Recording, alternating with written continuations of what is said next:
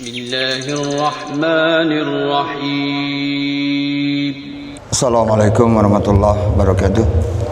Innal hamdalillah nahmaduhu wa nasta'inu wa nastaghfiruh wa na'udzu billahi min shururi anfusina wa min sayyiati a'malina. May yahdihillah fala mudhillalah wa may yudlil fala hadiyalah. Asyhadu an la ilaha illallah, asyhadu anna Muhammadan abduhu wa rasuluhu man la nabiyya ba'dah. Ikhwan fillah, kita lanjutkan pembahasan perkara-perkara yang mewajibkan mandi.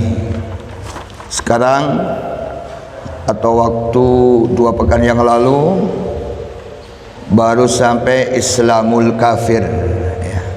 Orang kafir yang masuk Islam.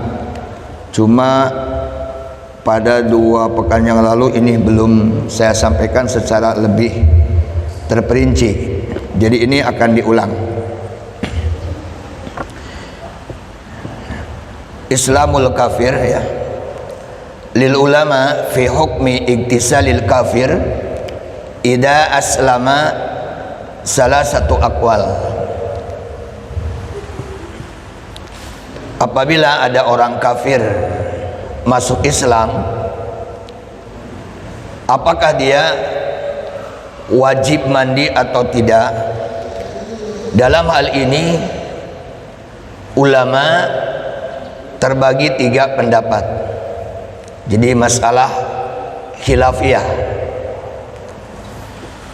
Al-awalu yajibul ghuslu 'alal kafir mutlaqan. Pendapat pertama, apabila ada orang kafir masuk Islam, wajib mandi secara mutlak. Ini adalah madhab Imam Malik, madhab Imam Ahmad, Abu Thawr, Ibnu Hazm, dan ini yang dipilih oleh Al-Imam Ibnul Mundir, Al-Imam Al-Khattabi, dan yang lainnya. Adapun ulama yang berpendapat bahwa apabila orang kafir masuk Islam wajib mandi, pertama berdalil dengan hadis dari Qais bin Asim, annahu lama aslama amarahu Nabi sallallahu alaihi wasallam ayyaktasila bima'in wasidrin. Ketika Qais bin Asim masuk Islam, Nabi sallallahu alaihi wasallam memerintahkan agar dia mandi dengan air yang dicampur daun bidara. Ya, diperintahkan untuk mandi dengan air yang dicampur dengan daun bidara. Ini hadis riwayat Imam Abu Dawud, riwayat Imam At-Tirmidzi, riwayat Imam An-Nasa'i. Sedangkan kalau kita mengambil kepada kaidah usul, al-aslu fil amri lil wujub, asal dalam perintah menunjukkan wajib. Dalil kedua, hadis dari Abu Hurairah fi islami Sumamah bin Usal. Hadis Abu Hurairah tentang Islamnya Sumamah bin Usal. Sumamah bin Usal ini termasuk salah satu tawanan perang yang ditawan di masjid, ya, diikat di tiang masjid. Nah, ketika Sumamah bin Asal masuk Islam, maka Nabi SAW bersabda, idhabu bihi ila haiti bani fulan famuruhu ayyagtasila. Bawalah dia ke kebun Bani Fulan dan suruhlah dia untuk mandi. Ini hadis riwayat Imam Ahmad, Ibnu Huzaimah. Dalil ketiga, kisah Islamnya Usaid bin Hudair. Wa fiha anahu sa'ala Mus'ab bin Umair wa As'ad bin Zararah, kaifa tasna'una idza aradtum an tadkhulu fi hadadin? Faqala tagtasilu fatudhiru wa tudhir saubak summa tashhad syahadat al-haq summa tusalli. Ketika, ya, Usaid bin Hudair mau masuk Islam, dia bertanya kepada Mus'ab bin Umair dan kepada As'ad bin Jararah.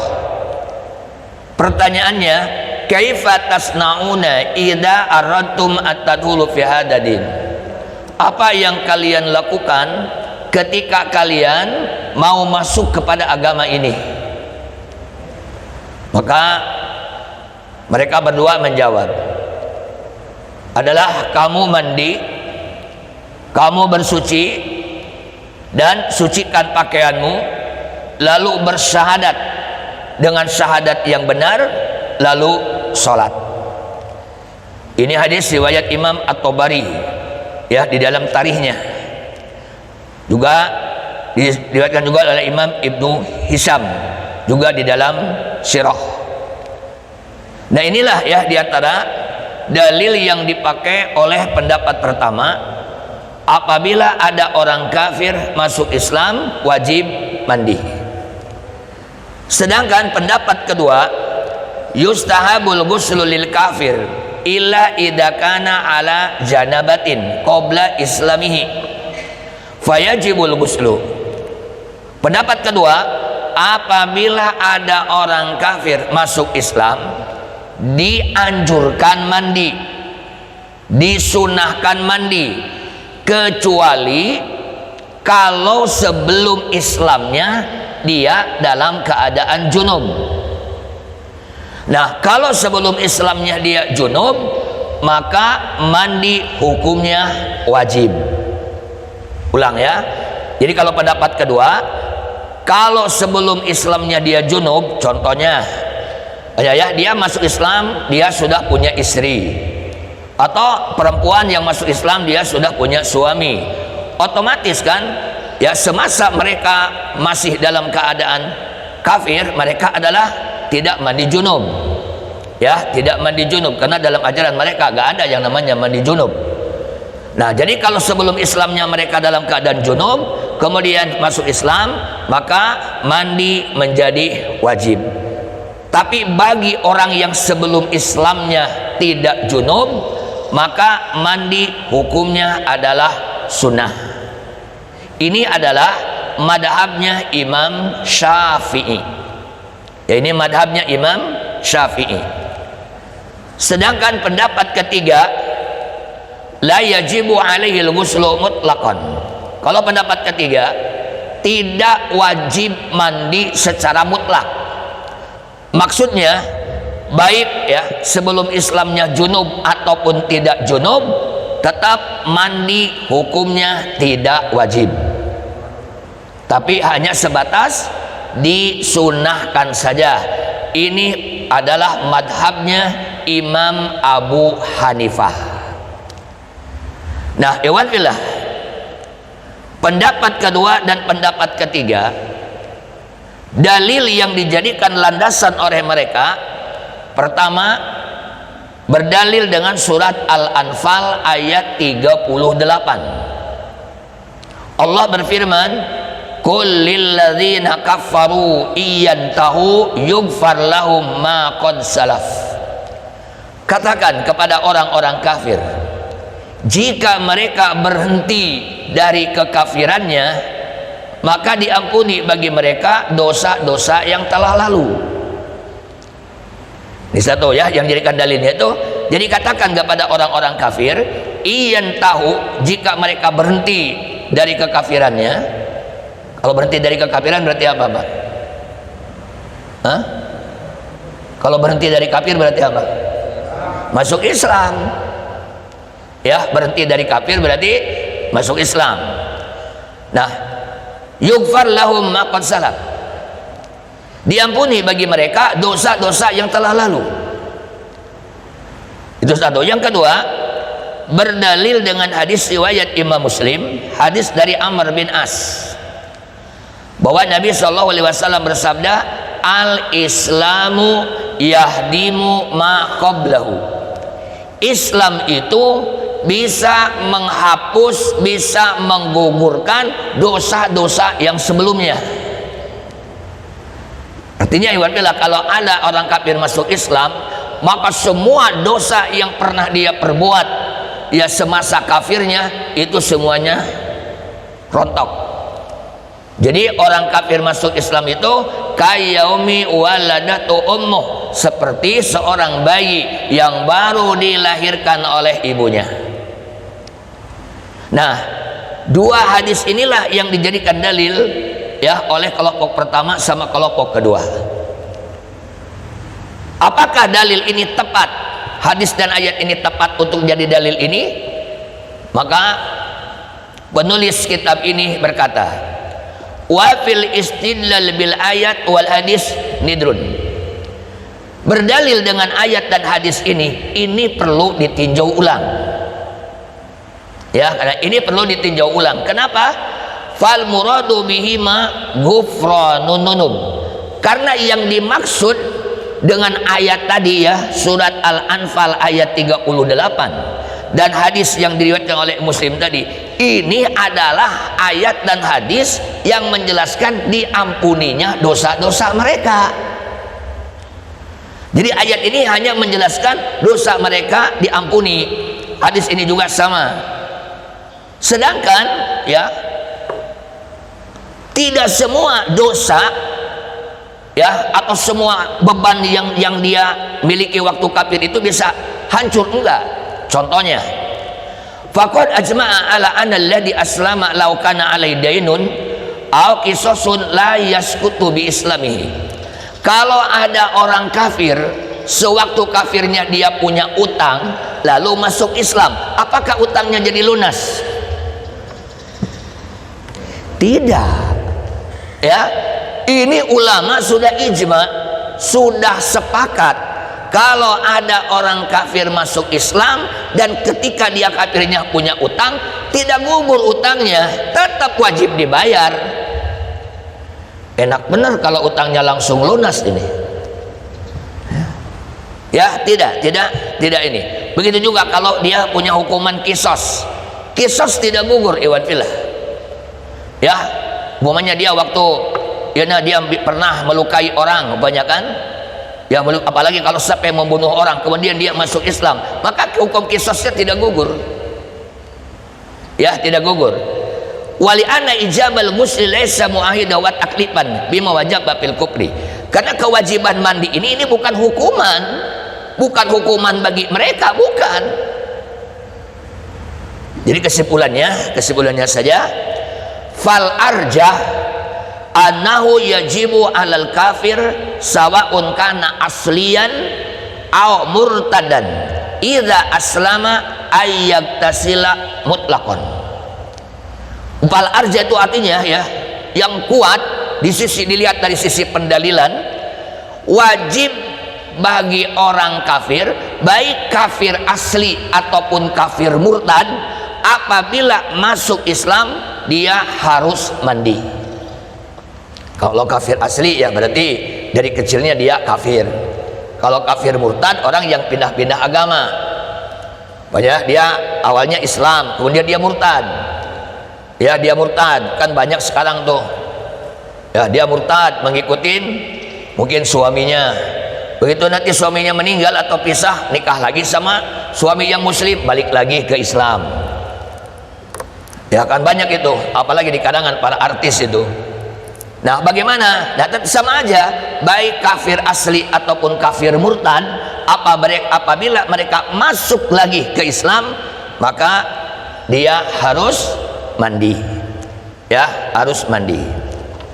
Ini yang kelima. Yang keenam, yang wajibkan mandi adalah sholatul Jum'ah. Ya, mau sholat Jum'ah.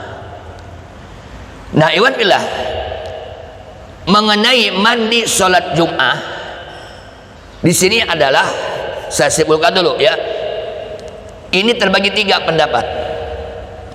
Pendapat pertama, mandi sebelum berangkat Jumatan hukumnya wajib. Pendapat kedua, mandi sebelum berangkat Jumat tidak wajib, tapi hanya sebatas dianjurkan saja. Pendapat ketiga, tafsil. Apa yang dimaksud dengan tafsil? Kalau bagi orang yang bekerja keras, berkeringat, badannya berubah menjadi bau, maka wajib mandi. Tapi bagi orang yang kerjanya di ruangan AC, tidak mandi pun badannya tidak berkeringat, tidak bau, maka tidak wajib mandi. Dari mana? Nah, kita bacakan dalilnya. Pertama, para ulama yang berpendapat mandi Jumat hukumnya wajib. Satu, hadis dari Abu Sa'id Al-Hudri, anna Nabiya sallallahu alaihi wasallam qala, ghuslu yaumil Jum'at wajibun ala kulli muhtalim. Mandi pada hari Jumat wajib bagi setiap orang yang sudah baligh. Ini hadis riwayat Imam Bukhari dan riwayat Imam Muslim. Hadis kedua, hadis dari Ibnu Umar, anna Nabiya sallallahu alaihi wasallam qala, man jaa minkum ilal jum'ati falyagtasil. Barang siapa di antara kalian mau mendatangi sholat Jumat, maka mandilah dahulu. Ya, mandilah dulu. Ini hadis riwayat Imam Bukhari, juga riwayat Imam Muslim. Dalil ketiga, hadis dari Abu Hurairah radhiyallahu an, anna Nabiya sallallahu alaihi wasallam qala, haqqun ala kulli muslim ayyagtasila fi kulli sab'ati ayamin yauman yaghsilu ra'sahu wa jasadahu. Wajib bagi setiap muslim mandi 1 kali dalam setiap pekan. Ya, jadi dari setiap pekan ini, ya, setiap pekan wajib mandi 1 hari, 1 kali. Yaghsilu ra'sahu wa jasadahu, dia mencuci kepalanya dan seluruh tubuhnya. Ini hadis riwayat Imam Bukhari dan riwayat Imam Muslim juga. Yang dimaksud mandi 1 kali dalam sepekan adalah mandi Jumat. Dalil keempat, hadis dari Sauban, anna Nabiya sallallahu alaihi wasallam qala, haqqun ala kulli muslim as-siwaku wa ghusl yaumil jum'ah wa ayyamas min tibi ahlihi in kana. Ya, wajib bagi muslim as-siwaku, yang pertama siwak, ya, menggosok gigi. Wa ghusl yaumil jum'at, yang kedua mandi pada hari Jumat. Yang ketiga memakai parfum, ya, ayamassa min tibi ahli, pakai parfum walaupun parfum keluarganya, istrinya, jika ada. Artinya kalau kita mungkin payah kan, kadang beda kan, parfum untuk laki-laki sama parfum buat perempuan beda. Gini, kita punya parfum, istri juga punya. Kebetulan banyak, ya, parfum kita habis, nah boleh walaupun kita menggunakan parfum istri kita, ya, boleh. Kemudian yang kelima, hadis dari Hafsah, anna Nabi sallam qol, ala kulli muhtalim rawahul jum'ah wa ala man rawahul jum'ah ayagtasil. Ya, bagi setiap orang yang sudah baligh, ya, wajib berangkat untuk sholat Jumat. Dan barang siapa yang berangkat untuk menunaikan sholat Jumat, hendaklah dia mandi dulu. Ya, hendaklah dia mandi dulu. Ini hadis riwayat Abu Dawud, Nasai dan yang lainnya. Yang terakhir, yang keenam, hadis dari Ibnu Umar. Dia berkata, umirna bil iktisal yaumal Jum'at. Kami diperintah untuk mandi pada hari Jumat. Ini hadis, ya, dikeluarkan oleh Abu Bakar Al-Marwazi di dalam kitab Al-Jum'ah wa Fadluha.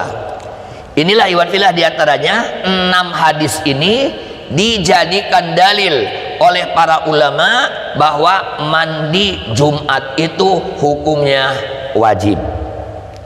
Sementara pendapat kedua, Ya, dan ini bahkan termasuk adalah jumhur ulama, termasuk di dalamnya Ibnu Mas'ud dari kalangan sahabat, Ibnu Abbas juga dari kalangan sahabat, berpendapat bahwa anna guslal jum'ah mustahab wal laisa biwajibin. Pendapat kedua, mandi sebelum Jumat itu mustahab, hanya sebatas dianjurkan, hanya sebatas disunahkan, tidak wajib. Dalil yang dipakai oleh kelompok kedua ini adalah satu hadis Samurah ya bin Jundub, bahwa Nabi SAW bersabda, man tawaddo'a yaumal jum'ati fabiha wa ni'mat wa man igtasala fal ghuslu afdal. Ya, jadi ya, kalau pendapat kedua, mandi pada hari Jumat ini tidak wajib, tapi hanya sebatas dianjurkan atau disunahkan. Nah, ini berdalil dengan hadis riwayat Imam Abu Dawud, Nasai, Tirmidzi dan yang lainnya, yaitu barang siapa yang berwudu pada hari Jumat maka itu sudah mencukupi, dan barang siapa yang mandi maka mandi itu lebih utama. Ya, barang siapa yang mandi maka mandi itu lebih utama. Nah, Syekh Albani menghasankan hadis ini. Ini hadis riwayat Imam Abu Dawud, Nasai, Tirmidzi dan yang lainnya. Yang kedua, hadis Abu Hurairah, yang hadis ini diriwayatkan oleh Imam Muslim, Tirmidzi dan yang lain. Man tawaddo'a fa ahsanal wudu summa atal jum'ah fastama'a wa ansata ghufira lahu ma bainahu wa bainal jum'at wa ziyadatu salasati ayam. Barang siapa yang berwudu dengan wudu yang baik, dengan wudu yang sempurna, lalu dia mendatangi ya Jumatan, pastama itu adalah mendengarkan apa yang disampaikan oleh khatib, wa ansota menyimak, ya, ghufira lahu ma bainahu wa bainal jum'ah wa ziyadah salasati ayam, maka diampuni dosa yang ada antara Jumat itu dan Jumat berikutnya, dan ditambah 3 hari. Nah, perhatikan iwan billah ya.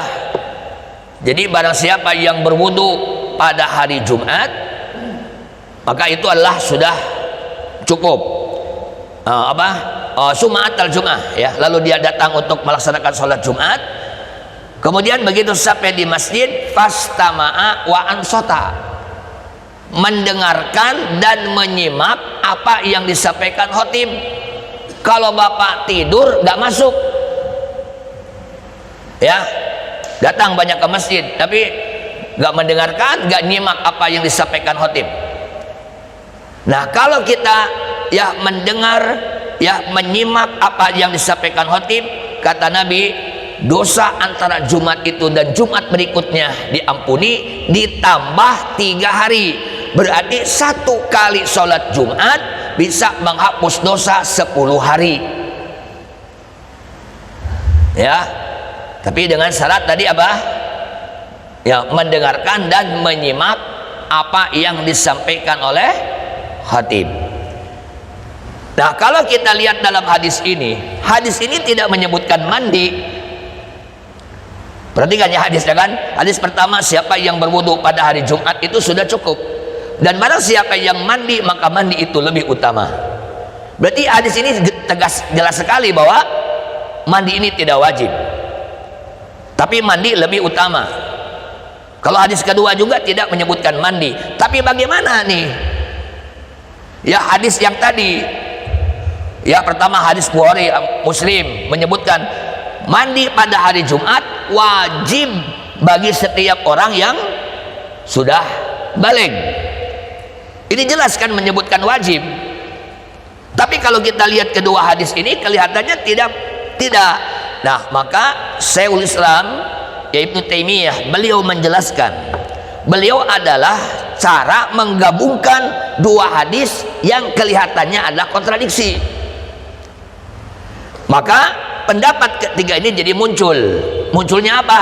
Yaitu kalau orang itu pekerja berat, badannya penuh berkeringat sehingga badannya menjadi bau, kalau dia tidak mandi, maka orang yang dekat dengannya merasa terganggu dengan bau keringatnya.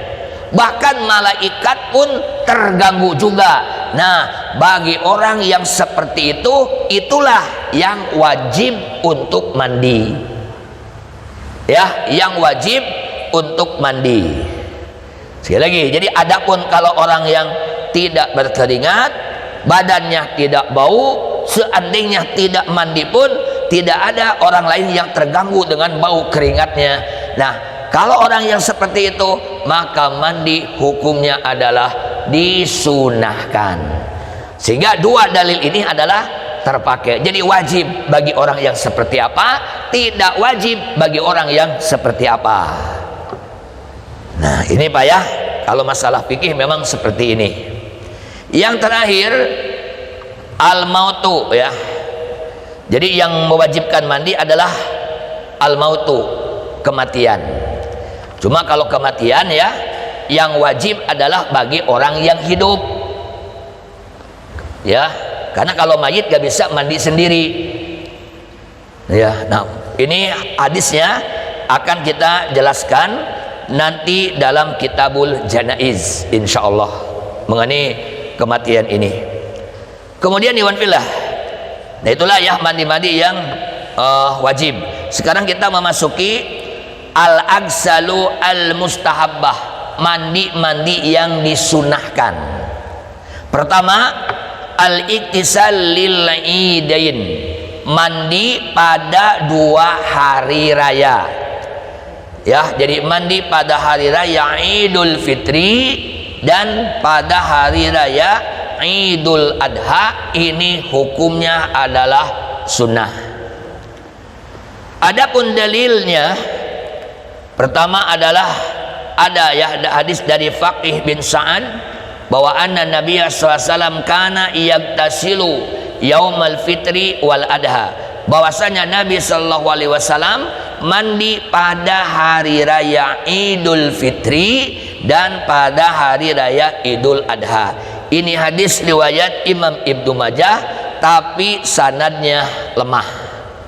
Ya, sanadnya lemah atau dhaif. Adapun yang sanadnya sahih, pertama adalah dari Ali bin Abi Thalib, yang kedua dari Ibnu Umar. Dari Zadan ana rajulan sa'ala aliyan. Dari Zadan mengatakan ada seseorang yang bertanya kepada Ali bin Abi Thalib. Ya, yang ditanyakannya tentang mandi.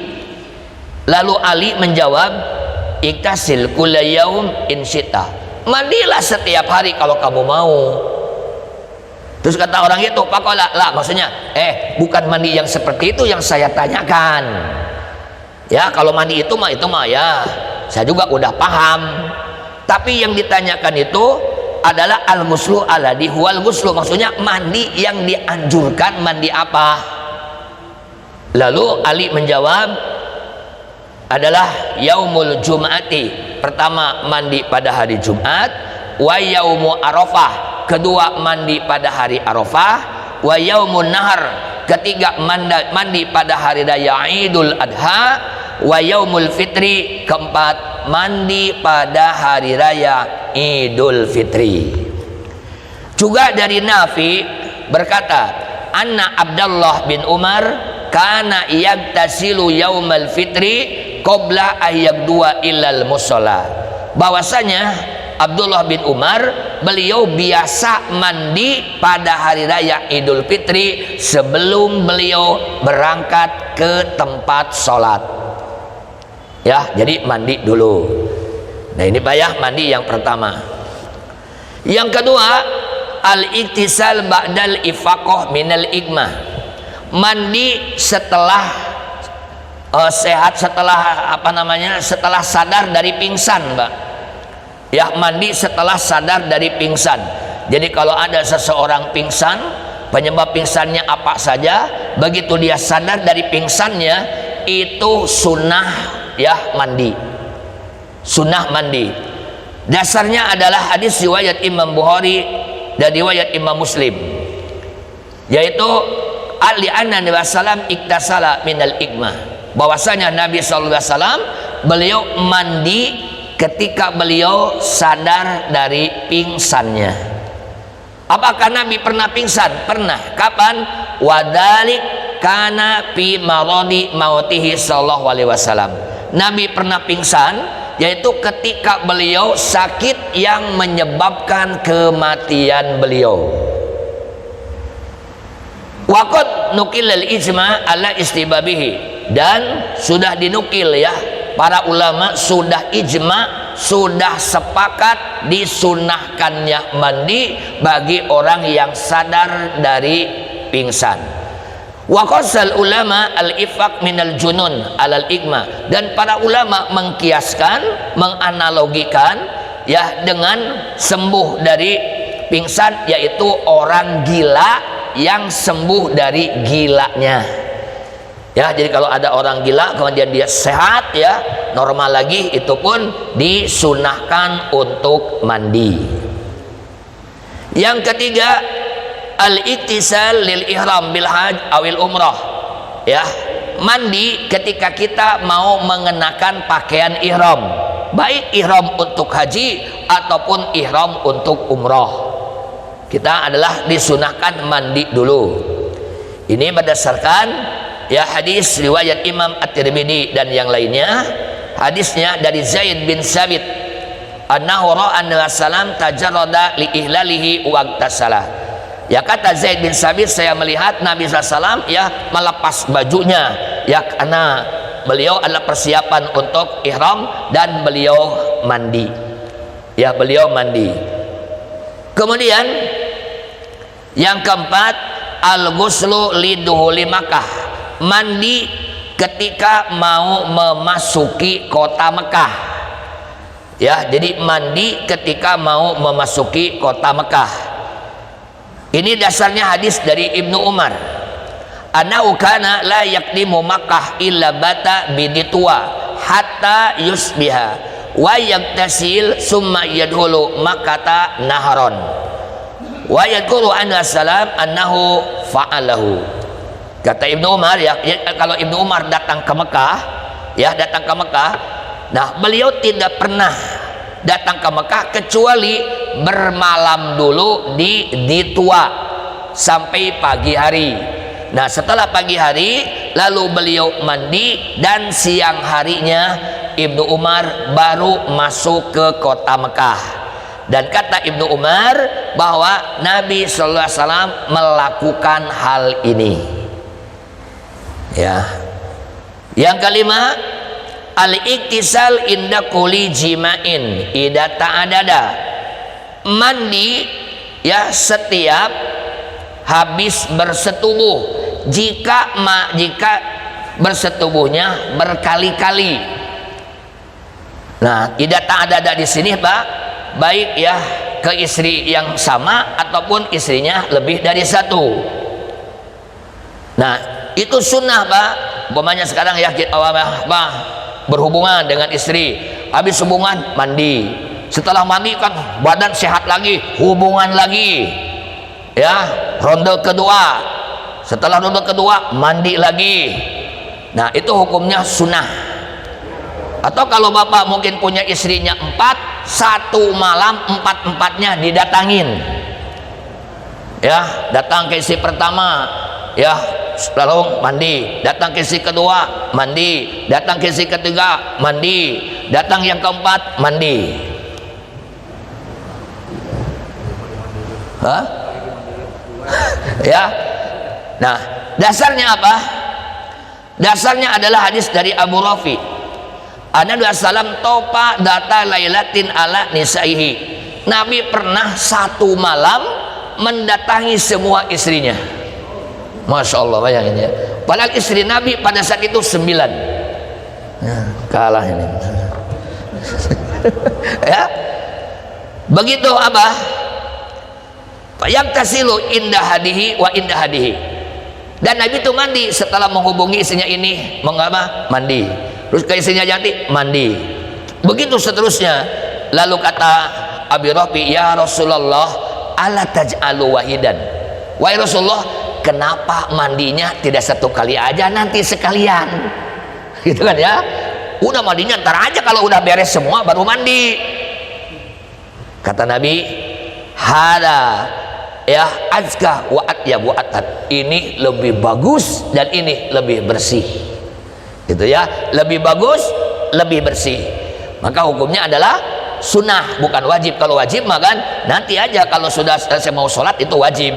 Tapi kalau umpamanya ya tidak mandi pun ya nggak dosa, karena kan hukumnya sunnah.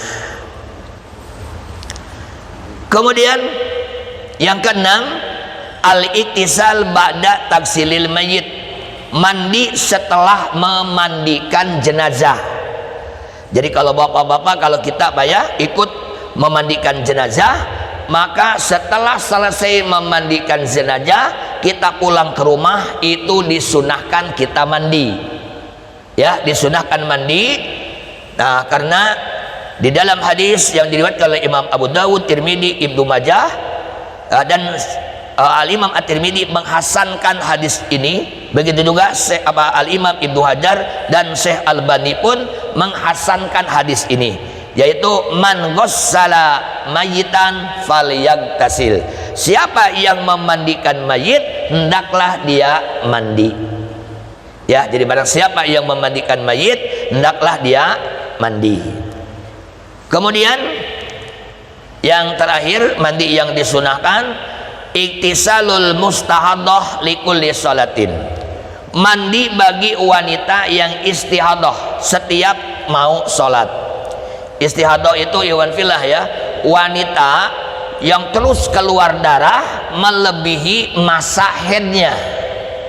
Itu istihadah. Istihadah ini termasuk darah penyakit. Contoh umpamanya ya, istri kita umpamanya ya, biasanya haidnya itu cuma 7 hari umpamanya, setiap bulan 7 hari. Tapi ternyata pada bulan tertentu, hari ke-8 masih keluar darah, hari ke-9 masih keluar darah.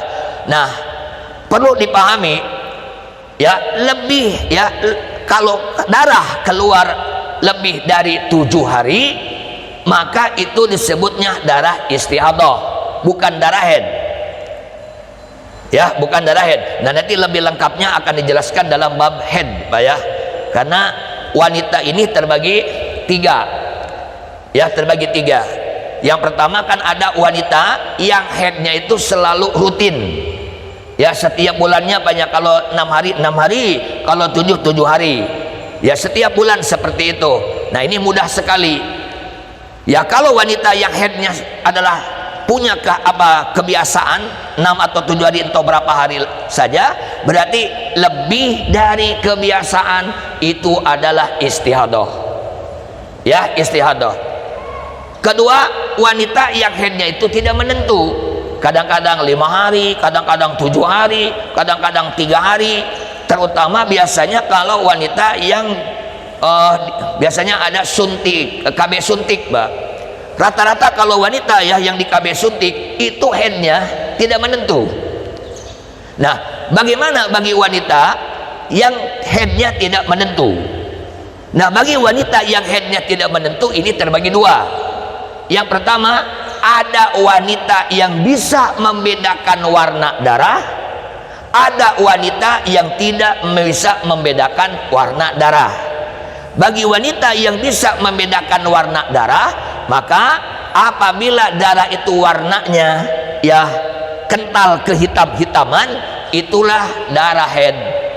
Kalau darah yang keluarnya tidak seperti itu termasuk istihadah. Itu bagi wanita yang bisa membedakan warna darah. Bagaimana kalau bagi wanita yang tidak bisa membedakan warna darah? Kalau tidak bisa membedakan warna darah, maka masa haidnya samakan dengan mayoritas wanita yang ada di sekitarnya. yaitu sekitar 6 atau 7 hari. Ya, lebih dari 7 hari maka itu istihadah. Nah, maksudnya Pak, kalau istri kita banyak istihadah ya, contohnya ya, mau sholat duhur sunnah mandi, mau sholat asar sunnah mandi, mau sholat maghrib sunnah mandi. Jadi mandinya disunahkan, tapi wudhu wajib. Tapi kalau mandi setiap mau sholat itu hukumnya adalah sunnah. Ya. Nah, inilah iwan fillah mandi-mandi yang disunahkan. Ya. Jadi tidak ada mandi kalau mau masuk bulan Ramadan. Nah, kalau dulu kan di kampung Pak, kalau mau masuk bulan Ramadan suka sibuk Pak mandi. Ya, bahkan ada ya niatnya nawaitul ghusl liduhuli siyami dulu itu. Nah, itu tidak ada Pak mandi ketika mau menghadapi bulan Ramadan. Ya, jadi yang ada sebagaimana yang sudah disebutkan tadi. Udah Isa. Ya, iwan fillah. Sampai di sini dulu ya. Kita pembahasan Sahih Fikih Sunnah. Nah, silakan untuk mengumandangkan adzan karena sudah masuk waktu Isya. Mungkin kalau ada yang mau ditanyakan nanti setelah dikumandangkannya azan. Ada pertanyaan? Kalau ada silakan Ustaz. Waalaikumsalam warahmatullahi wabarakatuh. Yang pertama Bapak ya, memang hadisnya itu hadis yang sahih kan di kita banyak yang terkenal, yang masyhur bahwa malam Jumat sunnah Nabi, ya kan? Waduh, malam Jumat sunnah Nabi itu nggak ada dalilnya. Yang ada dalilnya bukan malam Jumat, pagi-paginya. Ya, itu ada. Karena hadisnya kan man ghassala awing tasala. Man ghassala itu sebagian ulama barang siapa yang membuat orang lain mandi. Maksudnya bersetubuh dengan istri sehingga kita mandi, istri pun mandi. Nah, bagaimana kalau kita mandi Jumat sama mandi junub? Boleh satu mandi 2 kali niat. Karena ini adalah wasilah, bukan zat ibadah. Jadi tidak perlu oh ini mandi junub dulu terus nanti dikeringin, setelah dikeringin baru mandi Jumat. Tidak, boleh mandi junub sama mandi Jumat ya, 1 kali mandi tapi niatnya 2. Kalau puasa sunnah dengan puasa sunnah boleh, tapi kalau yang wajib dengan sunnah nggak bisa ya. Ya, itu satu. Jadi boleh. Kemudian yang kedua, ya, nah begini ya, kalau lupanya, ingatnya masih ada waktu subuh, maka sholat harus diulang.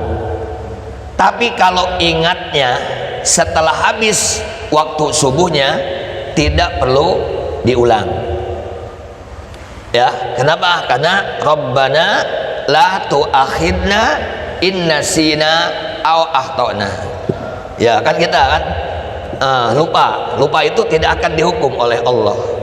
Nah, cuma ini ada ihtilaf, memang ada ihtilaf ya. Kalau pendapat pertama ini, kalau sudah selesai ya, sholatnya udah selesai baru ingat, nah ada yang tidak perlu diulang ya. Tapi kalau Imam Syafi'i berpendapat itu kalau waktu subuhnya masih ada ya, waktu subuh masih ada, ingat, waduh Masya Allah saya belum mandi junub ya, kita mandi junub kemudian diulang sholatnya ya. Tapi kalau waktu subuhnya sudah habis kita baru ingat, itu tidak perlu diulang ya. Ya, jangankan kita, Nabi aja pernah. Cuma kalau Nabi kan mau jadi imam udah qomat, Nabi sudah berdiri ya di tempat sholatnya, tiba-tiba kata Nabi, tetap kalian dalam keadaan berdiri, artinya tunggu. Nabi pulang dulu ke rumahnya. Begitu nggak lama Nabi masuk lagi, rambutnya pada basah. Ternyata Nabi lupa belum mandi gitu kan ya. Nah, itu yang ketiga, siwak ini ya.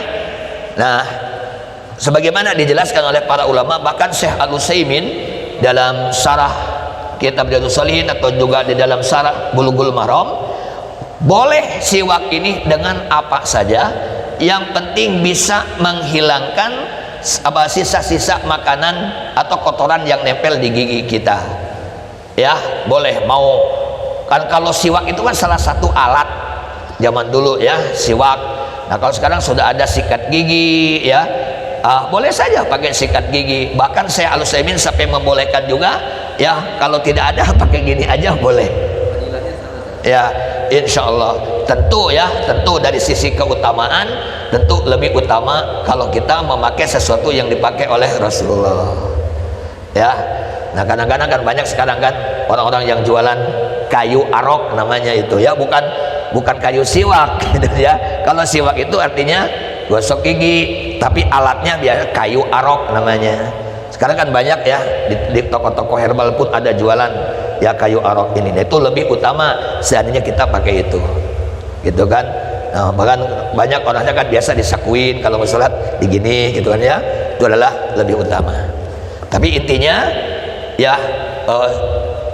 dengan apa saja alatnya itu sudah mencukupi ya dalam melaksanakan sunnahnya siwak begitu.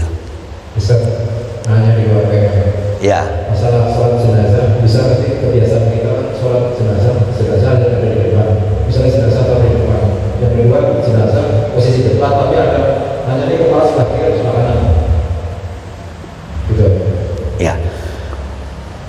Kalau sholat jenazah ini yang jelas adalah kan jenazah ada di depan kita ya, ada di depan kita. Maksudnya jenazahnya ada di situ, maksudnya bisa nggak jenazah kita kayak depan nih, kita di depan tapi jenazah masih di belakang, kita sholat aja jenazah tetap di belakang. oh ya enggak, harus di depan kita ya, kecuali jenazahnya harus di depan.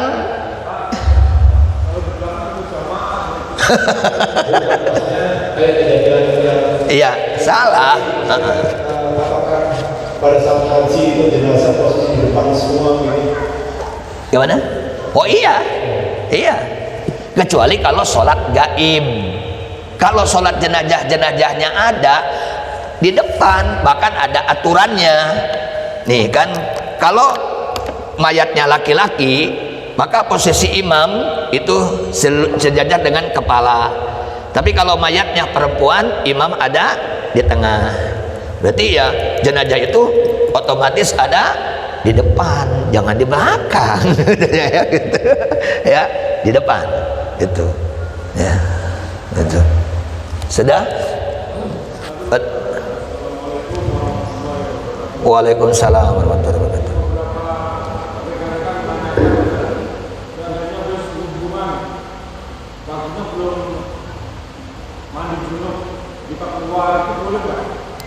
Kita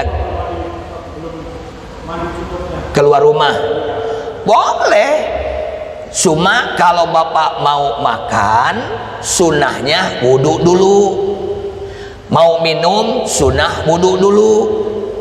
Tidak wudhu dulu pun nggak dosa, cuma kalau bapak mungkin dia habis hubungan lapar nih, atau mungkin haus ya, karena mungkin wah ini pakai Bandung Jakarta dulu banyak kan ya, nah akhirnya haus ya.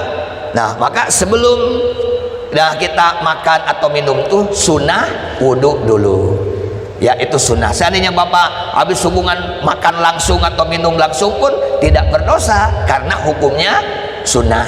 Apalagi keluar rumah, nggak apa-apa bapak keluar rumah ya. Bahkan pernah Rasulullah bertemu dengan Abu Hurairah ya di tengah perjalanan di Madinah. Tiba-tiba Abu Hurairah menghilang, Abu Hurairah itu menghilang. Nah setelah agak lama Abu Hurairah datang lagi, terus ditanya oleh Rasul, dari mana kamu wahai Abu Hurairah? Ya Rasulullah, tadi saya dalam keadaan junub, jadi saya pulang dulu, mandi dulu, karena saya tidak enak gitu kan ya, duduk-duduk bersama Rasul dalam keadaan junub. Kata Rasul, subhanallah, orang mukmin itu adalah suci Ya, orang mukmin itu adalah suci. Artinya walaupun belum mandi tidak najis tubuh kita ini. Berarti Abu Hurairah sendiri pun keluar rumah kan Pak, dalam keadaan junub, makanya bertemu dengan Rasulullah SAW dalam salah satu perjalanan yang ada di Madinah. Boleh, monggo. Ya, jadi jangan karena belum mandi di rumah aja gitu ya, nggak apa-apa. Mau keluar rumah nggak apa-apa.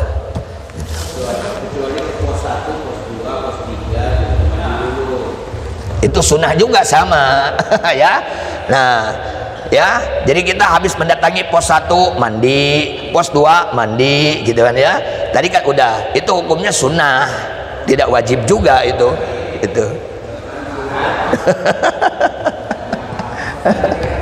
Ya. Jadi ada 2 pertanyaan. Tadi masalah air kemarin ya, Bung Adit.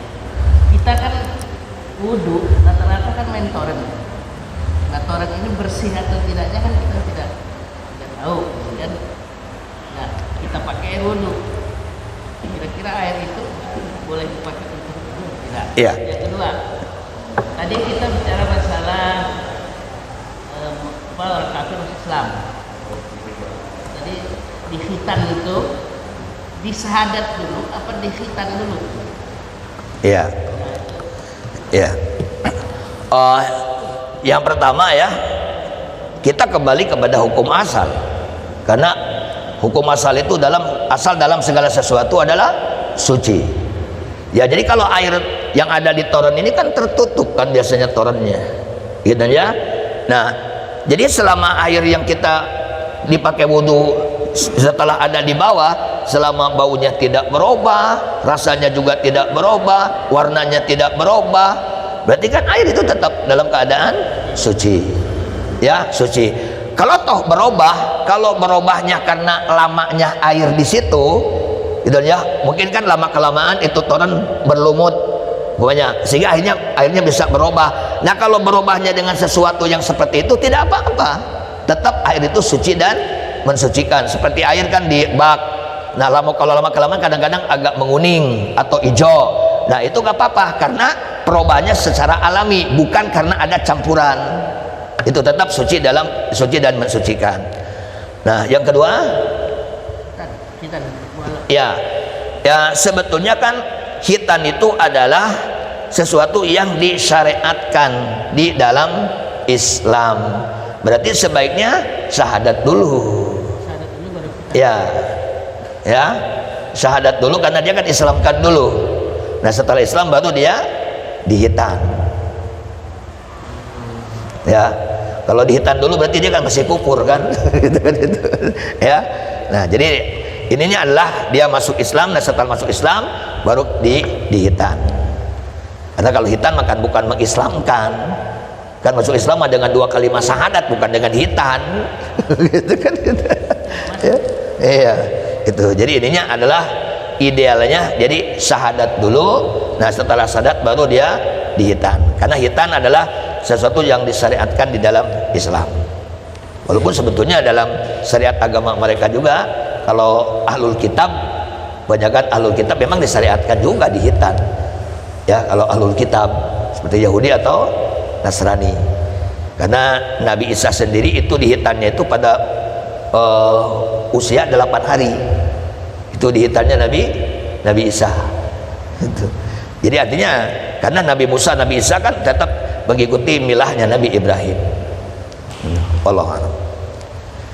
Udah, Alhamdulillah sudah cukup, dan mungkin ini sebagai ini, insya Allah Pak, kita sebelum Ramadan masih ada 2 kali kajian nanti di bulan Maret, dan insya Allah kajian di bulan Maret pembahasan ini kita tunda dulu, tapi kita akan membahas tentang masalah zakat insya Allah. Jadi 2 kali kajian di bulan Maret kita akan membahas masalah zakat insya Allah.